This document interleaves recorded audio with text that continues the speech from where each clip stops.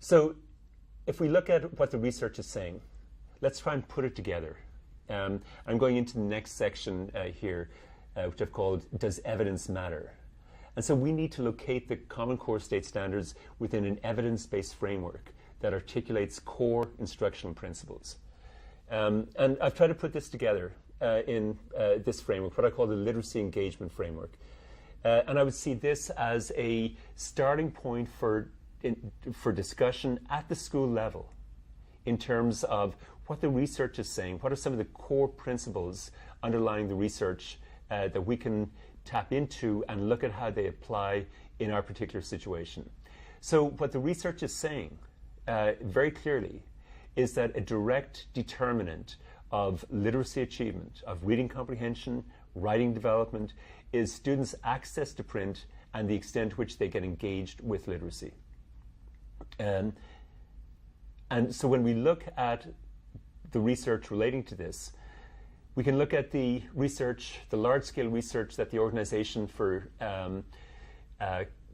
Cooperation and Development, the OECD, has been doing over the last 15 years. They've had more than 50 countries engaged in testing their students, testing 15-year-olds in reading, in math, and science, etc. And they've looked at a lot of background factors that affect achievement.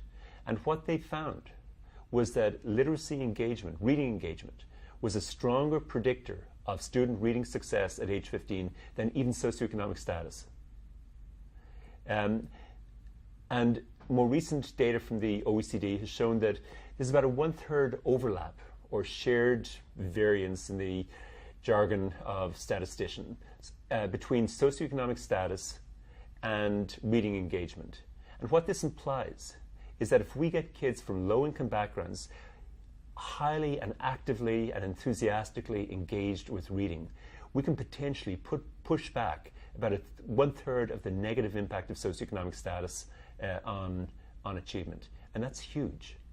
And we can do it by tapping into the Common Core standards, emphasis on literacy, on getting kids involved with text, on reading extensively, etc.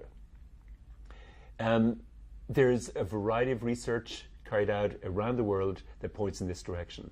And unfortunately, this research has been largely ignored. It's been ignored by many policymakers. For example, the National Reading Panel report that was published back in 2000, that was picked up by the Bush administration's No Child Left Behind legislation, that highlighted the role of systematic phonics instruction, but it glossed over all of the research showing strong connections between literacy engagement and literacy achievement. And the implementation also ignored the fact that when we look at the research on systematic phonics instruction, even the research summarized by the National Reading Panel, what they found was that systematic phonics instruction rapidly reached a point of diminishing returns when it came to its impact on reading comprehension after grade 1.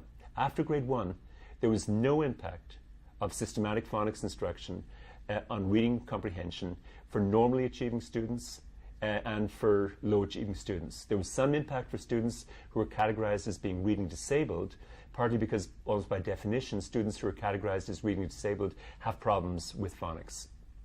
There was no impact of systematic phonics instruction on spelling, and yet that became the panacea that was picked up by Reading First. And not surprisingly, Reading First found no impact of $6 billion of your money on reading comprehension. So when we look at what we need to do to get students involved with literacy engagement, there's a few things that we need to address. One of them is scaffolding meaning. And then we need to connect instruction to students' lives, pick up on the background knowledge that they're bringing into the classroom, and build background knowledge where relevant, tie the content into students' interests, get them enthusiastic about it, get them engaged. We need to affirm identity and extend language. Now, with 3 of these categories, there's general agreement. There's quite a bit of consensus. And certainly this consensus is built into the Common Core that We need to scaffold meaning. We need to differentiate instruction to take account of where students are at. Where students who are learning English as an additional language cannot be instructed in exactly the same way as students who are already totally fluent in English. So scaffolding meaning is generally accepted as something that we do, not just for ESOL students, but for all students. Extending language clearly has been endorsed as a necessary focus of instruction. It's integral to the Common Core state standards, and researchers for many years have highlighted the importance of teaching language across the curriculum. We haven't done it very effectively in schools because we've seen teaching language as something that we do in language arts or that the ESOL teacher does for students who need it, not as something that we build into the teaching of science or math or social studies. But Common Core has certainly put an emphasis on that, and it's not controversial at this point. As I said before, connecting to students' lives and the role of activating students' background knowledge is something that came across in a somewhat confused way in some of the discussions about the Common Core, but there's no contradiction between connecting to students' lives and focusing on the text explicitly and focusing on getting students proficient in deriving evidence from text and understanding how text works to create meaning. So again, connecting to students' lives and the role of background knowledge is something that's been accepted by cognitive psychologists for 80 years, so a long, long time. What has not been emphasized in the educational reform movement, recently or previously, are the two categories here that are in blue. Print access literacy engagement, on the one hand, and the role of identity, and creating contexts that affirm students' identity in schools. You can read through all of the background literature relating to No Child Left Behind or almost any other reform initiative over the last 30 years, and you'll see virtually nothing about identity in there. You will see very little about the affective connection. You'll see very little about human relationships being an important part of schooling. We focused in on instructional strategies rather than the fact that instructional strategies, no matter how well thought out, are only going to work if they can connect with students and if students feel that the teacher has confidence in them and is providing support to enable them to develop academically. And as I said before, print access and literacy engagement, even despite the fact that there's a huge amount of research pointing to this as a major component of student success, has not been emphasized in policy. So the unique things about this framework are that it's highlighting the role of literacy engagement and identity issues in school improvement. And again, the point here is that if we want the Common Core to succeed in achieving its goals and for schools to attain its mandates, we need to take account of the research. So let's look at some of the literature, some of the research literature on literacy engagement. There's a quote from John Guthrie, who's the researcher in the United States who's been most closely aligned with highlighting the importance of reading engagement or more broadly literacy engagement. And in an article he wrote in 2004, he made the point that when we look at the National Assessment of Educational Progress data in the United States or the Organization for Economic Cooperation and Development's PISA studies, the Program for International Student Assessment that have been going for the last 15 years or so, what they show is that students whose family background, and this is a quote, students whose family background was characterized by low income and low education, but who were highly engaged readers, substantially outscored students who came from backgrounds with higher education and higher income, but who themselves were less engaged readers. Based on a massive sample, this finding suggests the stunning conclusion that engaged reading can overcome traditional barriers to reading achievement, including gender, parental education, and income. There are a lot of other quotes that I could pull out in relation to the role of print access and literacy engagement. The research is out there. I'd encourage you to take a look at it. And the implication for what we do in schools is that we need to be looking at our own practice and asking ourselves, what can we do for teaching students who may not have had a lot of access to print outside the school before they come to school. What can we do to maximize their engagement with print? Because if we're not doing that, we're going to have students who, by grade 3, grade 4, see themselves as non-readers, do not want to read, and they're going to fall further and further behind. The reason being that when we ask the basic question of where do we find academic language, the answer is very simple. We find it in two places. We find it in classrooms, and we find it in texts. And so if students are not engaged with texts, if they're not reading extensively, as well as reading intensively to understand how texts actually work, and teachers explain how different functions of words within texts operate, then they're not getting the kind of academic language that they need to deal with increasingly complex curricular content as they go up the grade levels. So let me just focus in on the issue that may be less familiar, issues related to identity. And so if we look at what the research is saying about identity and why this research has been ignored by policymakers, the research is qualitative for the most part. There's a lot of anthropological literature, there's a lot of sociological literature, there's even experimental psychology literature showing the role of identity negotiation on task performance. And so when we look at what the research is saying, it was very clearly summed up by an eminent African-American educator, Gloria Ladson-Billings, talking about African-American students and what the causes of underachievement are among that community. She said the problem that African-American students face is the constant devaluation of their culture, both in school and in the larger society.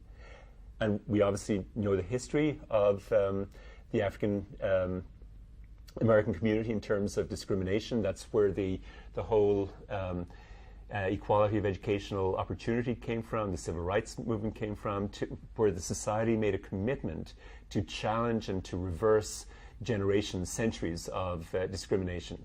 But the fact that the law has changed and discrimination is outlawed legally doesn't necessarily mean that all the structures in society have changed and that attitudes have changed, and there may still be residual expectations within schools and other societal institutions that get communicated to students.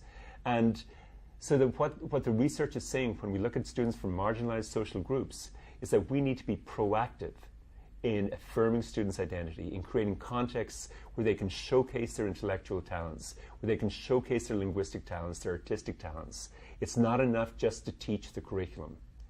We need to interpret the curriculum in such a way that's affirming kids' identities. And let me give you some concrete examples of this. And some of these are fairly simple. And again, just looking at the basic argument that I'm trying to make here. When we look at underachievement associated with marginalized group backgrounds and ask how can schools respond, the basic argument that I'm making is that culturally diverse students are disempowered educationally in very much the same way that their communities have been disempowered historically in their interactions with societal institutions. And so the logical implication is that these students will succeed academically to the extent that the patterns of interaction in school reverse those that prevail in the society at large. So in other words, a genuine commitment to helping all students succeed academically requires a willingness on the part of educators, both individually and collectively, to challenge aspects of the power structure in the wider society, to articulate where devaluation may be happening, and to ensure that the school is actively fighting against that. This is sometimes realized in subtle ways, or the discrimination is something that we're not even conscious of in our schools. Let me give you an example of a reflection by a student who, when she made this reflection, was in grade 4.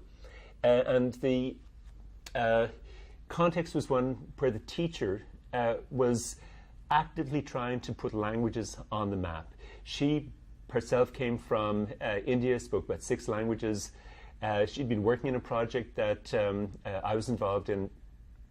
And we were asking the question, how can we get kids to view their languages positively? And how can we build up their awareness of how English works by getting to contrast how their first language works with English? This was a highly diverse school. About 80% of the students were from non-English speaking backgrounds.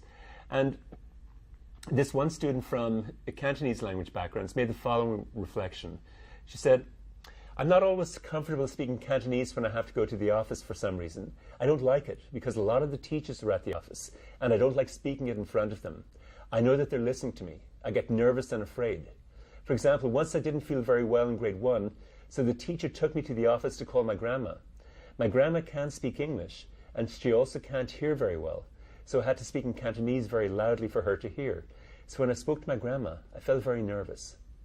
So let's look at what's happening here. Obviously, the secretaries in the office or the teachers, any teachers who might be around, would have had no problem with this student speaking Cantonese.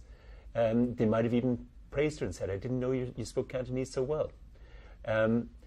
And so when we look at this child has internalized an image of the school as an English-only zone, that it's not possible, it's somehow wrong to use any language other than English in the school, despite the fact that this was a school that prided itself on being enlightened, thought that they were very open to kids' cultural backgrounds and linguistic backgrounds. And yet something was happening, that the student had internalized a message that the educators had not intended.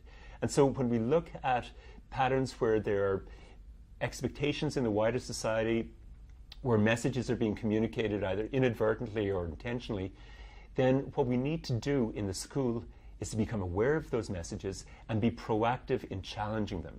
So a student like this who's a fluent speaker of Cantonese, who has the gift of 2 languages that she's bringing to school, needs to be told that she has linguistic talents. She needs to understand that this is an accomplishment that not everybody is lucky enough to have at such an early age. She needs to be given opportunities to use her first language, to showcase her knowledge of the first language, for example, in writing bilingual books. And the schools, the teachers in some of these schools started to do that. And when in the next section, I'll give some concrete examples of how that works.